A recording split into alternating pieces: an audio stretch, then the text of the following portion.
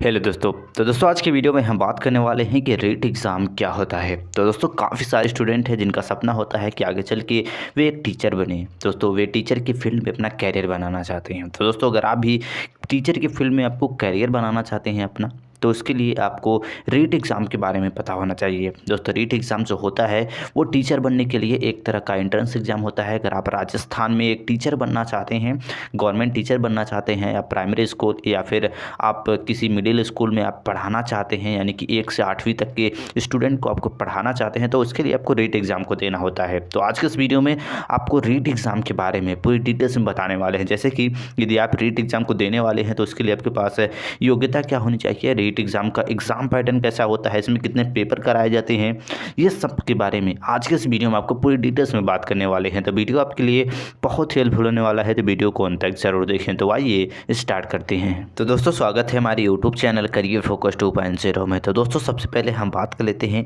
कि यदि आप भी रीट एग्ज़ाम देना चाहते हैं तो उसके लिए आपके पास योग्यता क्या होनी चाहिए। दोस्तों अगर हम बात करें योग्यता में, तो सबसे पहले आपका 12th पास होना चाहिए। 12th आपका किसी भी स्ट्रीम, यानी कि साइंस, कॉमर्स, आर्ट किसी भी स्ट्रीम से हो सकता है। इसके बाद आपका जो 12th होना चाहिए वो 50% मार्क भी आपका 12th में होना चाहिए। जैसे आप अपना 12th पास कर लेते हैं, इसके साथ साथ आपके पास DEELED या फिर BEELED या फिर आपके पास B.Ed कोर्स की डिग्री होनी चाहिए। इन कोर्सों की डिग्री आपके पास रहेगी तभी आगे चल के आप रीट एग्ज़ाम के लिए आवेदन कर पाएंगे और रीट एग्ज़ाम को दे पाएंगे।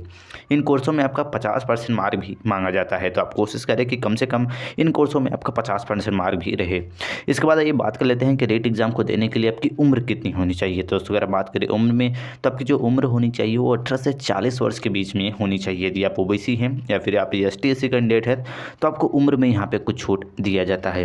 अब आइए बात कर लेते हैं कि रीट एग्ज़ाम का एग्ज़ाम पैटर्न कैसा होता है। दोस्तों रीट एग्ज़ाम के एग्ज़ाम पैटर्न के बारे में जानने से पहले सबसे पहले आपको हम ये बता देते हैं कि रीट एग्ज़ाम में कितने पेपर होते हैं। दोस्तों अगर हम बात करें रीट एग्ज़ाम में, तो रीट एग्ज़ाम में आपका 2 पेपर कराया जाता है। दोस्तों पहला पेपर जो होता है वो 1 से 5वीं तक के, अगर आप प्राइमरी स्कूल के टीचर बनना चाहते हैं, 1 से 5वीं तक के स्टूडेंट को आप पढ़ाना चाहते हैं सरकारी कॉलेज स्कूल में, तो उसके लिए आपको पेपर 1 देना होता है। यदि आप 6 से 8वीं तक के, यानी कि मिडिल के स्कूल में, इस गवर्नमेंट स्कूल में आप पढ़ाना चाहते हैं, तो उसके लिए आपको पेपर 2 देना होता है, यानी कि पहला पेपर भी देना होता है और दूसरा भी। और यदि आप 1 से 5वीं तक के सिर्फ बच्चों को पढ़ाना चाहते हैं तो आपको पेपर 1 देना होता है। अब बात कर लेते हैं एग्ज़ाम पैटर्न की। तो एग्ज़ाम पैटर्न इसमें होता है कि आपका इसमें पहले हमने बता दिया कि इसमें 2 पेपर होता है। अब दोनों ही पेपर आपके जो होते हैं वो 150-150 मार्क के होते हैं, और दोनों ही पेपर आपके ऑब्जेक्टिव टाइप क्वेश्चन इसमें पूछे जाते हैं, जो कि इसमें नेगेटिव मार्किंग भी किया जाता है। इन पेपरों को हल करने के लिए, यानी कि पहले और दूसरे पेपर, यानी दोनों पेपर को हल करने के लिए आपको 2-2 घंटे का समय इसमें दिया जाता है।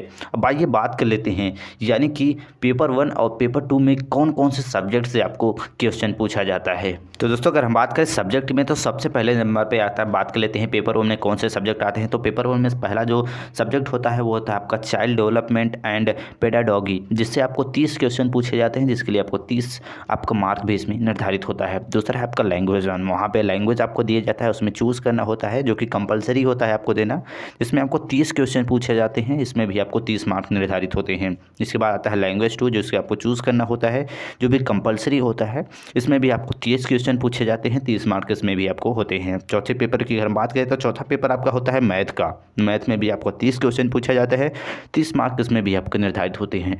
और जो आपका 5वां सब्जेक्ट होता है वो होता है इन्वायरमेंट स्टडीज़ का। दोस्तों इससे आपको 30 क्वेश्चन पूछे जाते हैं और आपको इसमें भी 30 मार्क आपका निर्धारित होता है। इस प्रकार से होता है आपका पहला पेपर। इन सब्जेक्ट से आपको रिलेटेड यहाँ पे क्वेश्चन पूछे जाते हैं। अब बात कर लेते हैं दूसरे पेपर में। दूसरे पेपर में आपका होता है जो सब्जेक्ट पहला, वो होता है चाइल्ड डेवलपमेंट एंड पेडागॉजी, जिससे आपको 30 क्वेश्चन 30 मार्क होते हैं। इसके बाद लैंग्वेज 1 और लैंग्वेज 2, इन दोनों में भी आपको 30-30 क्वेश्चन पूछे जाते हैं और 30-30 मार्क निर्धारित होते हैं। इसके बाद जो आपका चौथा सब्जेक्ट होता है वो होता है आपका मैथ, या फिर आप साइंस, या फिर सोशल साइंस, या फिर आपका सोशल स्टडीज़। इन चारों में से आपको एक सब्जेक्ट इसमें चूज़ करना होता है और उस पेपर में आपको 60 क्वेश्चन इसमें पूछे जाते हैं, जिसके लिए 60 मार्क आपका निर्धारित होता है इन सब्जेक्टों से।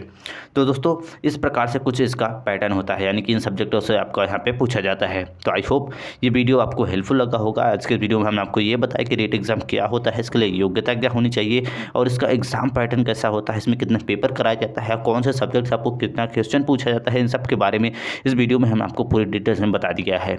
आई होप ये वीडियो आपको हेल्पफुल लगा होगा। वीडियो से रिलेटेड आपके मन में कोई क्वेश्चन हो तो कमेंट करके पूछ सकते हैं। दोस्तों वीडियो अच्छा लगा हो तो वीडियो को लाइक कर दें और चैनल पर नए हो तो सब्सक्राइब करके बेल आइकन को प्रेस करना ना भूलें। मिलते हैं नेक्स्ट वीडियो में, तब तक के लिए जय हिंद।